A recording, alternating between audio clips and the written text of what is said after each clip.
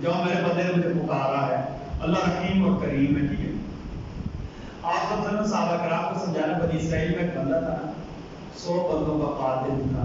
اللہ نے دل میں ڈال دی میں توبہ کروں. اب میں توبہ کروں. کس سے پوچھا،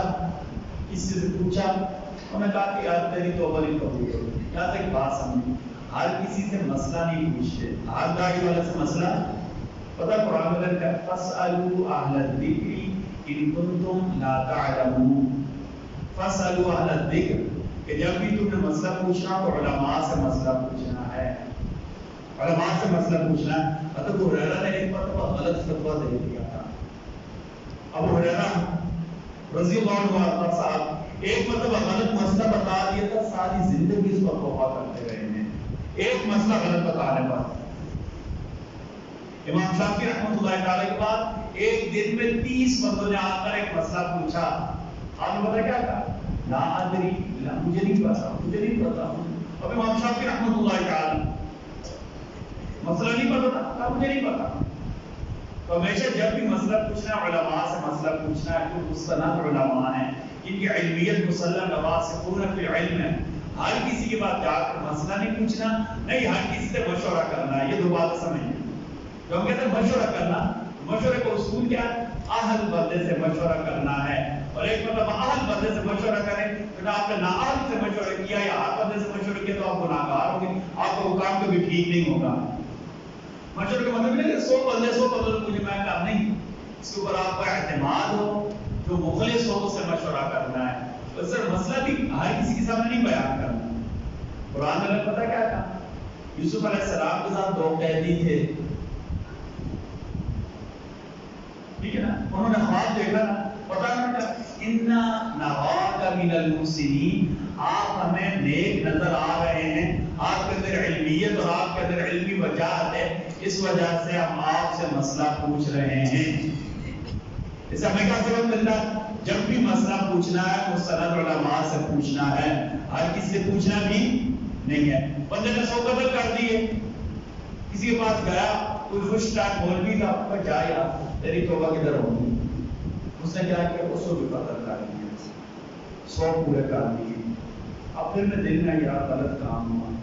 تو ایک نیک بندہ تھا، اس سے بولنے کا یار فلاں جو آبادی نا وہاں چلے جاؤ نا، فلاں آبادی وہاں چلے جاؤ، ایک بڑے عالم رہتے وہ آپ کو صحیح مسئلہ سمجھائیں گے.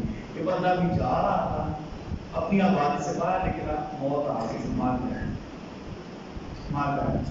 توبہ کا ارادہ کیا، توبہ کا ارادہ کیا، راستے میں مار گیا. حدیث میں آتا ہے نا، اب فرشتے آ گئے، جہنم کے فرشتے بھی آ گئے، جنت کے فرشتے بھی آ گئے. 100 بندے قتل کیے ہوئے ہیں تو جہنم میں لے کر جائیں گے. جنت کے فرشتوں کا توبہ اس نے حدیث میں آتا ہے کہ جنت کے فرشتوں کے توبہ کا ارادہ کر لیا تھا، دل میں توبہ کر لی تھی، ابھی جا رہا تھا توبہ پکی کرنے کے لیے ہم جنت میں لے کر جائیں گے. اللہ تعالیٰ کے سامنے لے گئے تو اللہ تعالیٰ نے کہا کہ اگر اس بستی کے قریب ہے جس طرف توبہ کرنے کے لیے جا رہا تھا تو اس کو جنت میں لے جانا، لیکن اگر گناہ والی بستی کے قریب ہے اس کو جہنم میں لے جانا. اللہ نے زمین کو کہا نیکی کی طرف سے سمٹ جا. اللہ نے ایسی توبہ قبول کی، نیکی کی طرف سے سمٹ گئی. بنی اسرائیل میں بندہ تھا ذوالکفل نام کا ایک بندہ تھا.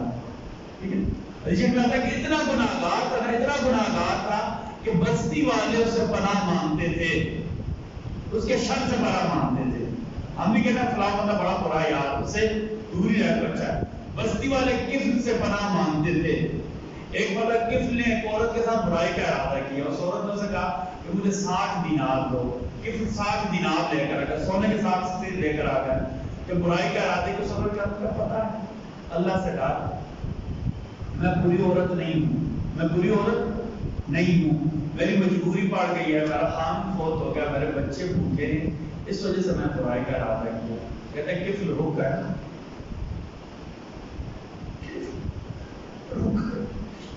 یہ 60 دینار لے جا، اپنے بچوں کی ضرورت پوری کر. وہیں سے اٹھا اور کہتے ہیں ایسے اوپر دیکھا، کفل نے ایسے اوپر دیکھا کہ اس کی آنکھوں سے 2 آنسو گرے. بس کفل اتنا گناہگار تھا کہ پورا علاقہ پناہ مانگتا تھا. برائی کا ارادہ کیا تھا کفل نے،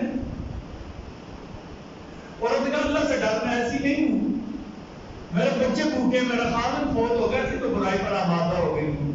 تو کہتے 60 دینار لے جا، اپنے بچوں کی ضروریات پوری کر، اور آئندہ بھی تجھے کوئی ضرورت ہو تو مجھے بتانا، میں اللہ کے لیے تیری مدد کروں۔ تو کہتا ہے گفٹ لے سے اوپر دیکھا،